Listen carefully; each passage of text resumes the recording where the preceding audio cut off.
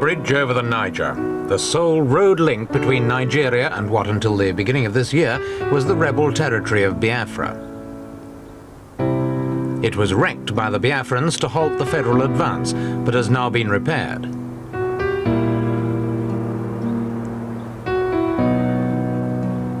On the eastern bank, a reminder that Uli airstrip is not far away.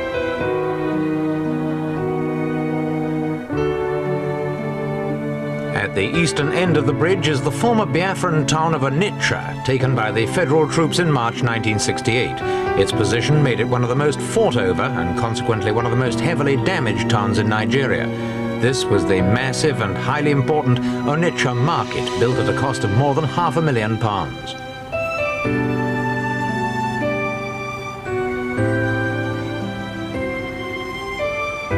Dr. Ezekwe, former Nigerian president, once supported Biafra but ended the war on the federal side.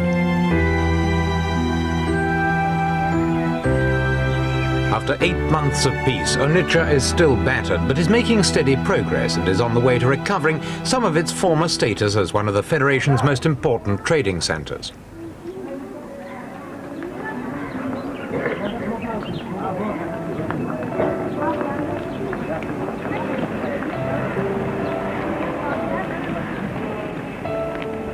One of the main problems, of course, is food. When Biafra finally fell, it was divided into 3 separate states, with most of the Biafran heartland being incorporated into the East Central state. East Central now contains something like 8 million people, many of whom are impoverished and hungry.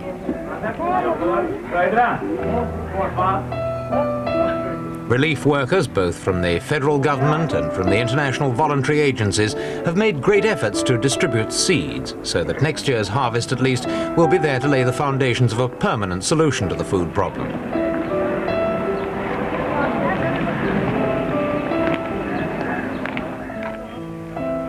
There are no funds yet for a new covered market, but a few temporary structures are going up.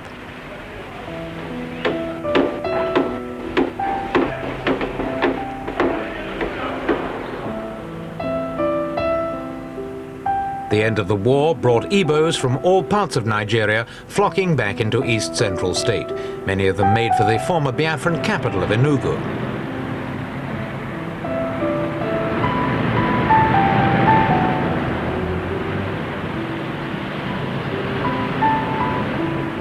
An official government survey has revealed that 3/4 of the city's buildings were destroyed or damaged in the 30-month civil war.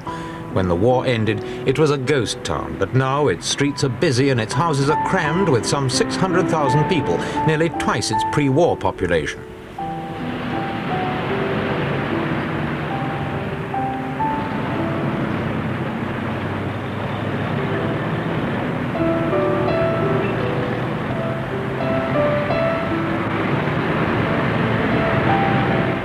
More people have meant more mouths to feed, but they've also meant more money in circulation, and this is reflected in the city's increased commercial activity.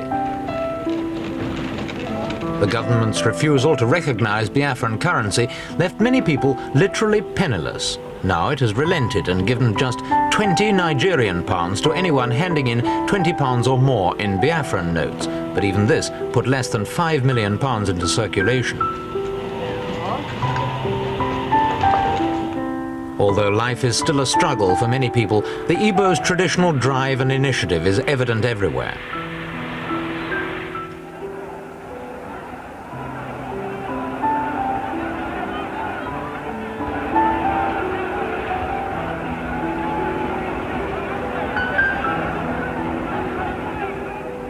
The energy and high spirits are not confined to the fit and well.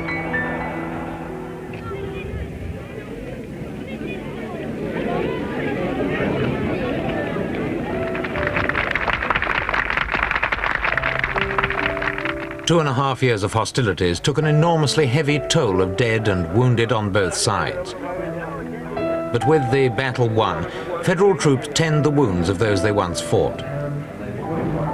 Ex-Biafrans who are further along the road to recovery get lessons in basket weaving.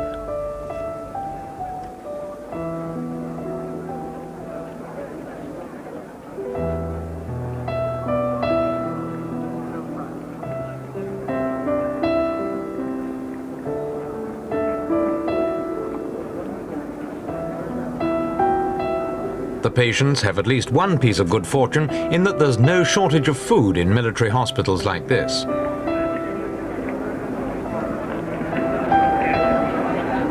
Most of the victims of the war were not military but civilian, and they were killed not by bullets but by starvation.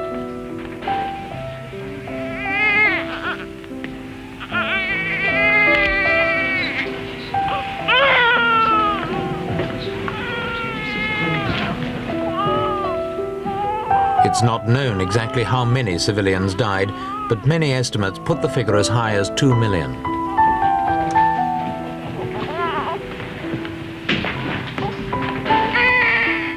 According to some reports, as many as 50,000 people may have died of starvation since the war ended.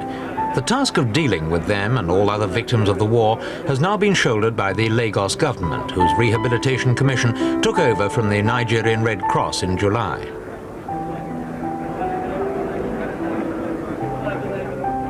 This doesn't mean, of course, that the Red Cross has disappeared from the scene.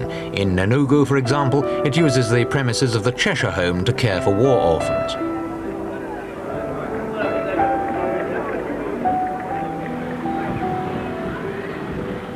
Outside Enugu, it's reported, there are isolated country areas where starvation is as bad as it ever was during the war. But in this home, at least, these particular victims of the war have found all they need for the moment of food, medical attention and love.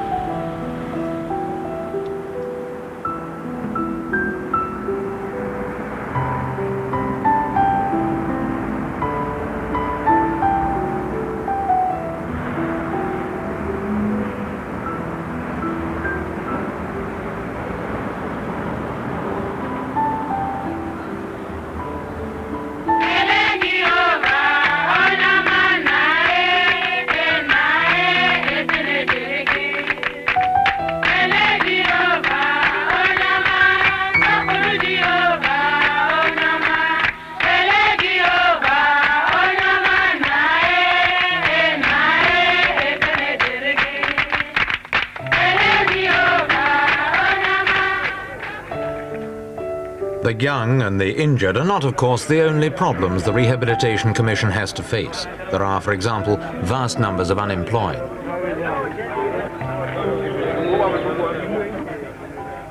Many of them are Igbos who left well-paid jobs in other parts of the Federation. The situation's been made worse by the evident unwillingness of the neighbouring southeastern and rivers states to accept Igbos in responsible positions. Both areas were originally claimed by the Igbos as part of Biafran territory.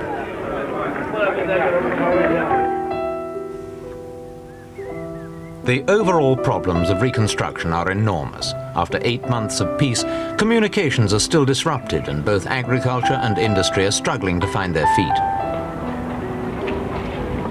Fortunately, the one thing the Igbos of East Central State don't lack is brains.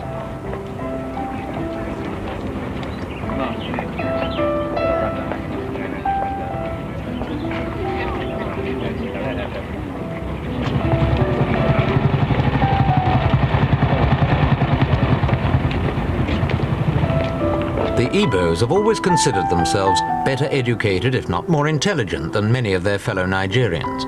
Whether true or not, the claim is now a useful spur to the Igbos to overcome the disruption caused by the war. Many school buildings were wrecked or severely damaged in federal air attacks, and classes are still being held in the open air.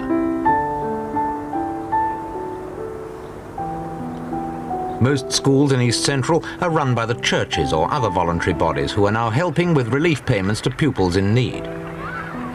Under normal circumstances, however, schooling has to be paid for, and many parents would like to see the state's temporary control over the schools made permanent.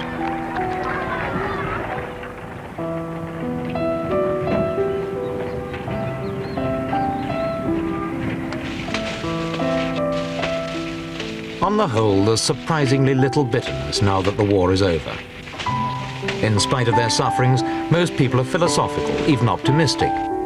Having fought and lost the struggle for national identity, the Igbos have no alternative but to face the future as Nigerians and to do the best they can to forget the past. Okay.